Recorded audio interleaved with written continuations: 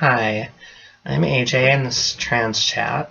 I do want to apologize. I know originally I said I would be doing the videos on Thursday. Unfortunately, a couple days ago I took a little tumble outside. I slipped on some ice and went down a few steps and kind of hurt my back a little bit. Needless to say, yesterday I really wasn't in any shape or mood to be doing this. I could have, but I would not have been very informative or entertaining. I more likely would have been very, very complainy the entire time. So I decided to hold off a day. Normally going forward I will be doing Thursdays, so I'll try and stick to that as much as possible going forward. So, there are two things I want to talk about today. The first one, remaining true to yourself during transition, and the second one, kind of expectations for transition. So, let's get started with the first topic. There was a time not too long ago that trans women, in order to convince a therapist and a doctor that they should be able to transition, had to present and come across as, we'll use the term hyperfeminine.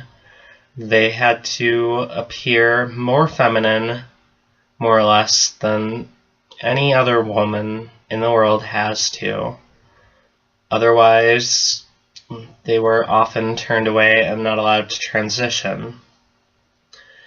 Now, we've come a long way. Unfortunately, that's not so much the case anymore. There are still some therapists and doctors out there who kind of adhere to the old model a little bit more, but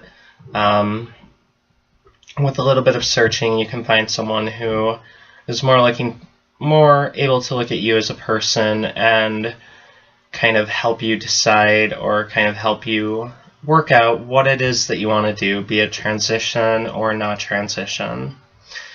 So the important thing to remember is that when you're transitioning, I'll use from male to female just because that one kind of hits home for me and I have some experience. It's important to remember who you are. Just because you're transitioning doesn't mean that you have to throw away habits or interests or hobbies. It's actually the word I meant there in the beginning, not necessarily habits. I'll give an example. I was told a story about a lady transitioning from male to female who, when she started to transition, gave up snowmobiling because she said, "Oh, girls just don't do that."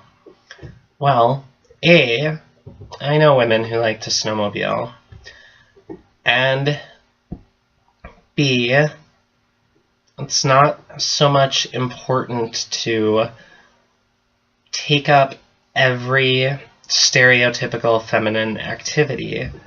If you look across the spectrum, you'll find natal gendered females who are into pretty much anything that you would consider a masculine activity. You find women who like to work on cars. You find women who are heavy into things like science or science fiction, things like that, video gaming. Some of these things that are normally considered stereotypically male. So it's important to remember that just because it's not stereotypically female doesn't mean that it makes you less of a female or less of a woman to enjoy it. I, for one, love to video game. I probably spend too much time on my PS3. And I am an avid sci-fi fan. Love it. Just some of the things that I'm not going to give up. I think that when we transition, we're putting a lot of work into being able to cast away a mask that we've been wearing for most of our lives. And I'm not doing that, spending all that time, all that energy, all that money just to put on another mask. The way that I look at it is, if it's something I enjoy, then bam, I know at least one woman who's into it. So remember, don't just throw away things that you like, things that you enjoy. you don't want to wear a dress, don't wear a dress. You don't have to be female. There are plenty of women who don't wear dresses. But we've kind of gotten it into our heads that we need to kind of, as I said earlier, present as hyper-feminine in order to get other people to accept us and in order to continue. Now, there's nothing wrong with exploring the more feminine side, obviously. I mean, definitely dabble a little bit, see what you're into.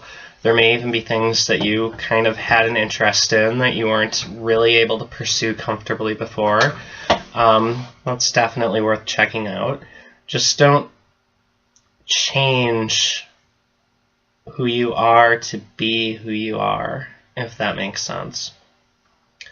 My philosophy is very much, now that I've come to this point, nobody else is going to dictate how I live my life. I will make my decisions. I will I will live my life the way I want to live it. So just remember, be true to you. That's more important than anything else. That's why you're transitioning in the first place, so that you can be true to yourself. So I hope that helps you out a little bit. The other thing I want to touch upon a little bit is kind of expectations for transition and what it will do for you. I think a lot of people go into transition thinking that it may be this magical cure-all, that it will cure all of life's woes, if you will, but that's not the case. What transition will do, if you're transgendered, is it will make you more comfortable with your mind and body, and it will bring you kind of a little bit closer to that inner peace or that inner contentment. But it's not going to fix problems that you're having in life. If you're having money woes, you're still going to be having money woes, probably more so once you start transitioning and looking at things like hormones and procedures and therapist visits and all of that. If you're having problems with your family, yeah, they're not going to go away. There's a chance they could increase, depending on how accepting your family is. But transition is not going to fix everything in your life. Don't get me wrong, it goes a long way and it definitely helps. I mean, for myself, I spent about 30 years of my life just completely depressed. Didn't really care about anything, didn't really take care of myself as well as I should have. And what happened was I had that constant background depression, if that makes sense, kind of just always there, kind of in the back of my mind. So when anything tragic or bad would happen in my life, it would make it about 10 million times worse, because it would just add to that. And now I don't have that background depression anymore because I'm becoming more comfortable with who I am. So when things hit, or bad things sometimes still happen, I'm able to handle it a lot better. I'm able to process it, and I'm able to cope because I'm not already starting from a depressed state, which has been just amazing. As I said, it won't cure everything in your life, but what it will do for you is pretty amazing in its own right, and it will take you a long way toward kind of working other things out, and kind of giving you the energy and the desire to work things out. So just remember, transition isn't going to cure everything. It's not going to make everything perfect. But it definitely will help you on a psychological level. And it definitely will kind of eliminate some of that depression, we'll go with.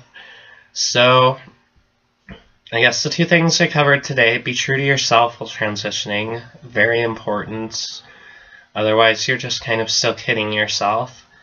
And don't expect everything to become perfect. I mean, if you're anything like me, the first few months, you're probably going to be riding pretty high. I was definitely really happy, definitely ecstatic for about 3 months. And then when things leveled off, I didn't get depressed, but I came back down to a more level and nominal sort of mental state. So that's my talk for today. I'll be back next week. Everybody have a great day and take care of yourselves.